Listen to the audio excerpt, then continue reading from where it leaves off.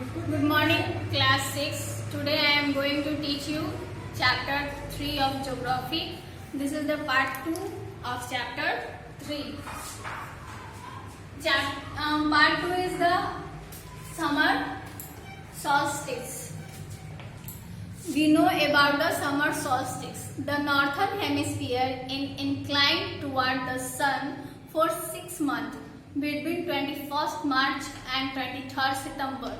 This position of the earth is called the summer solstice.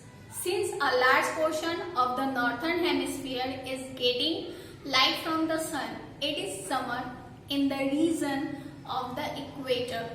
A very small portion of the southern hemisphere receives slanting sun rays. Hence, this hemisphere enjoy the winter season most of time. On 21st June, the sun rays fall directly over the Tropic of Cancer.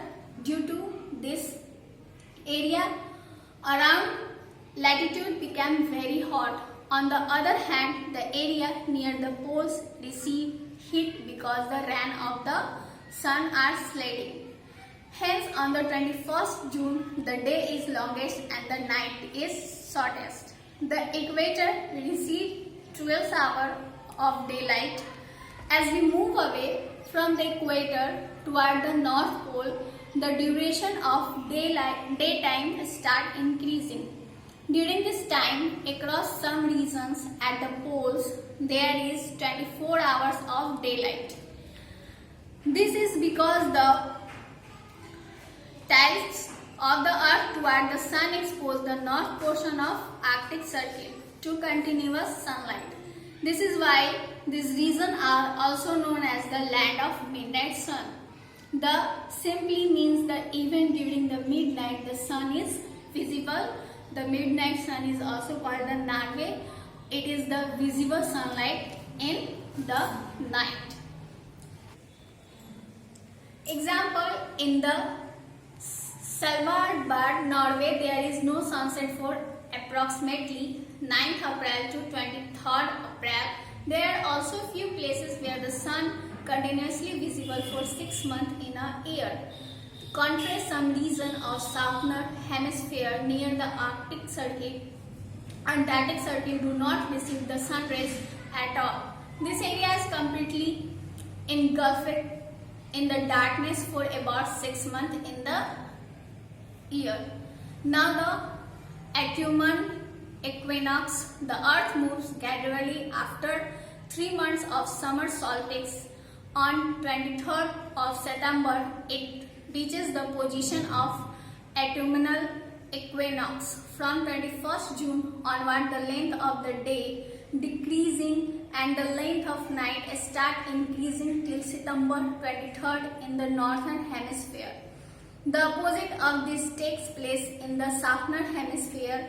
On the 23rd September, the north and south poles remain equidistant from the sun. The sun rays thus fall vertically on the equator. The days and night become the equal all over the world. The period in the northern hemisphere is called autumn equinox season,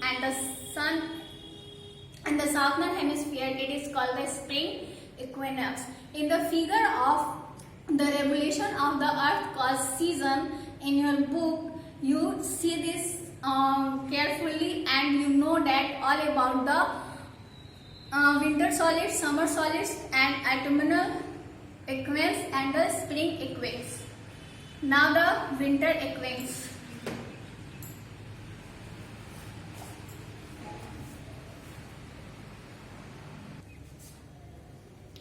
Now the winter solstice on 22nd December, the southern hemisphere is tilted toward the sun and the sun rays fall vertically on the Tropic of Capricorn.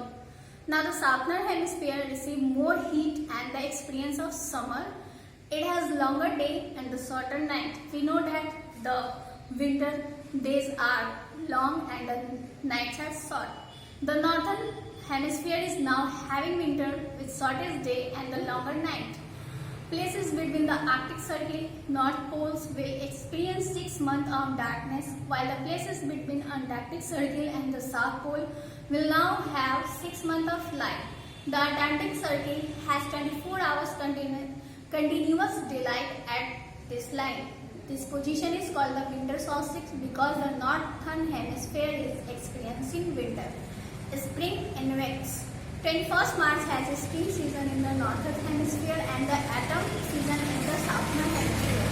The sun shines directly on the equator and there are 12 hours of the day and the 12 hours night all over the earth. The sun rises the North Pole at noon, which remains illuminated until the September NOx. The sun sets at the South Pole at the noon after the having been a light since the September NOx.